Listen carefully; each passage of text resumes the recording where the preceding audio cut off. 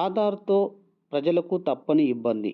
Aadhaar update చేసుకోవడానికి, Aadhaar link చేసుకోవడానికి ప్రజలు ఎన్నో కష్టాలు పడుతున్నారు ఈ రోజుల్లో.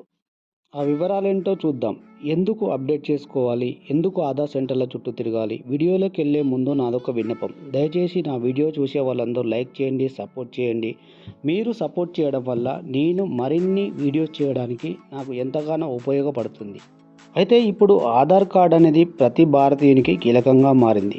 ఇది ప్రభుత్వ పథకాలకు కావచ్చు, ప్రభుత్వ పాఠశాలలకు కావచ్చు, ప్రైవేటు ఉద్యోగస్తులకు కావచ్చు, ఒక ఐడెంటిఫికేషన్‌గా నేను ఒక ఇండియన్ అని చెప్పుకోవడానికి, గుర్తించడానికి కూడా ఆధార్‌ని కీలకంగా చేసింది కేంద్ర ప్రభుత్వాలు.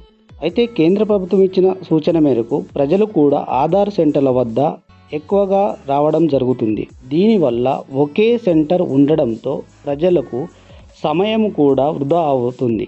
ఆధార్ సెంటర్ల వద్ద కూడా ప్రతిరోజు 50-60 టోకెన్లే ఇవ్వడం జరుగుతుంది. అది కూడా ఉదయం 4 గంటలకే లేచి లైన్లో నిలబడి మరీ టోకన్లు తెచ్చుకున్న వారికి ఆధార్ సెంటర్లలో అప్డేట్ చేస్తున్నారు. అది డేట్ ఆఫ్ బర్త్ కావచ్చు, అడ్రస్ ప్రూఫ్ కావచ్చు, ఇంకా కుటుంబ వివరాలు ఏదైనా సరే.